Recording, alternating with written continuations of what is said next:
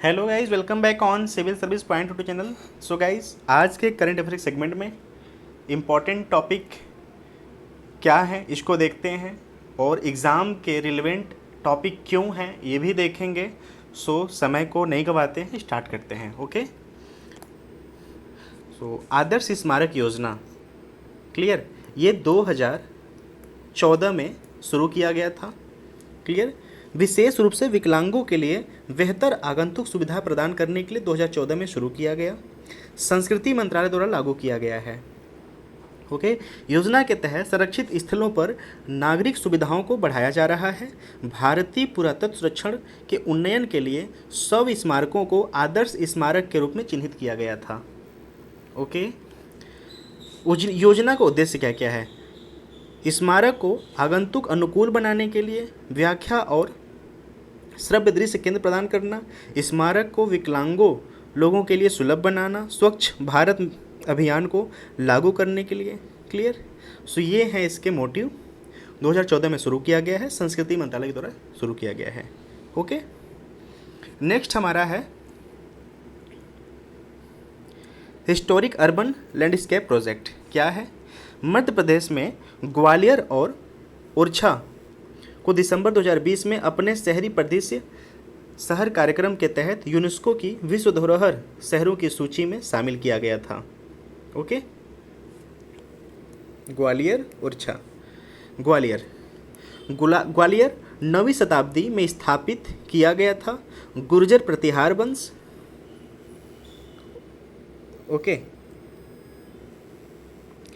तोमर, बघेल, कछवाहों और सिंधिया द्वारा शासित था। ओके, उनके द्वारा छोड़े गए स्मृति चिन्ह क्षेत्र के स्मारकों, किलों, महलों में बहुतायत पाए जाते हैं। ओके, ओरछा अपने मंदिरों और महलों के लिए लोकप्रिय है। 16वीं शताब्दी में बुंदेला साम्राज्य की राजधानी थी। शहर में प्रसिद्ध स्थान राजमहल, जहांगीर महल, राम राजा मंदिर, राय प्रवीण महल, लक्ष्मी नारायण मंदिर हैं। ओके, ऐतिहासिक शहरी परिदृश्य दृष्टिकोण के बारे में,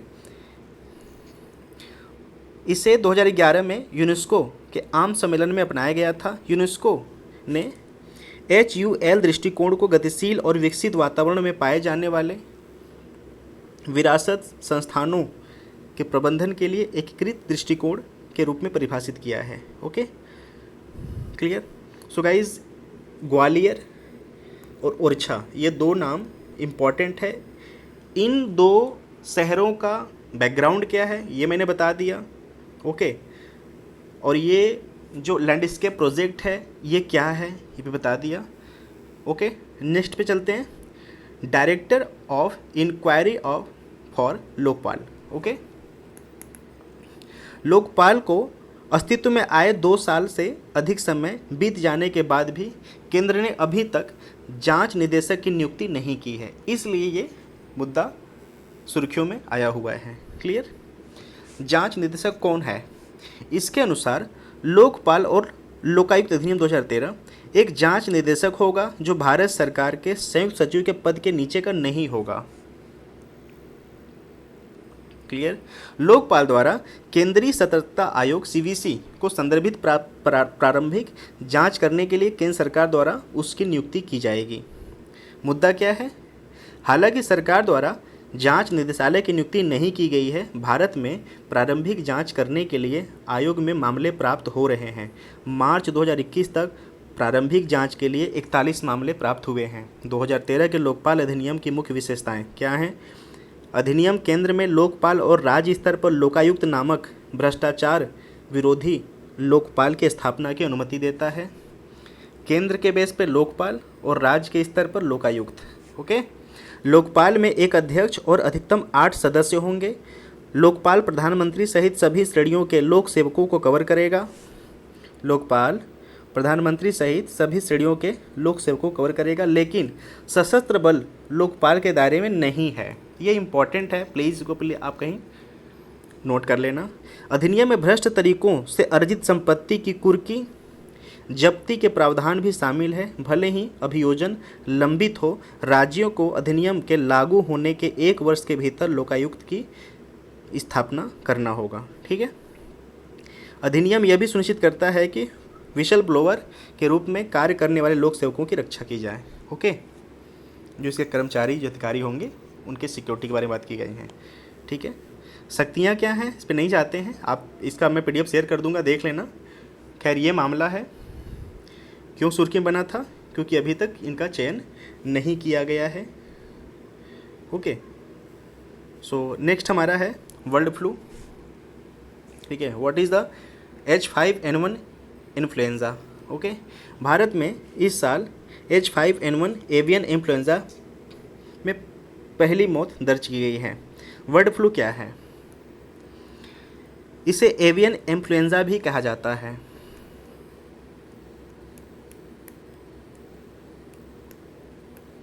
ओके, H5N1 को बर्ड फ्लू भी कहा जाता है।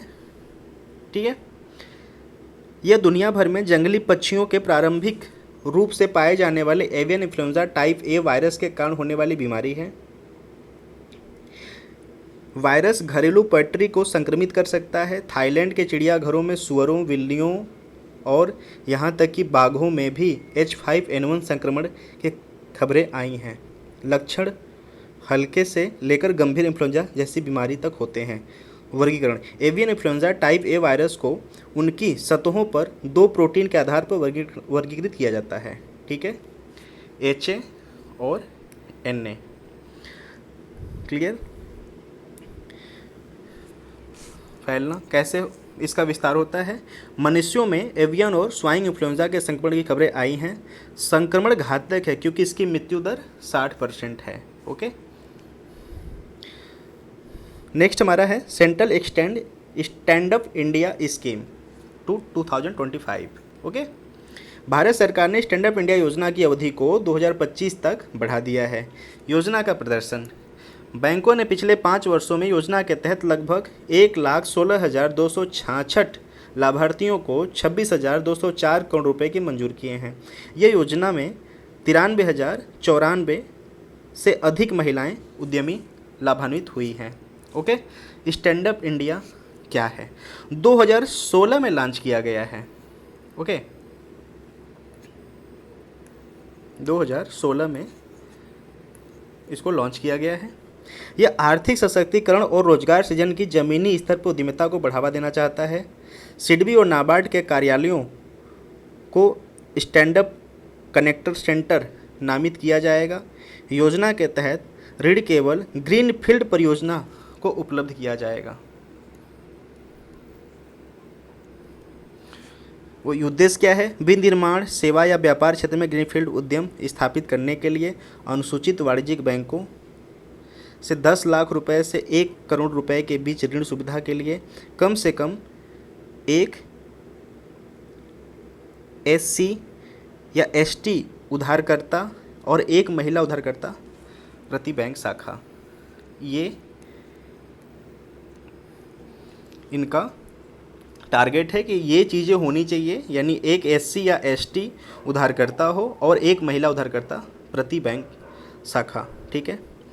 नेक्स्ट हमारा है स्माइल स्कीम। ओके, सामाजिक न्याय और अधिकारिता मंत्रालय हाशिए पर व्यक्तियों के लिए सहायता के लिए इस योजना तैयार की है। योजना के बारे में: स्माइल का अर्थ है आजीविका और उद्यम के लिए हाशिए पर रहने वाले व्यक्तियों के लिए समर्थन।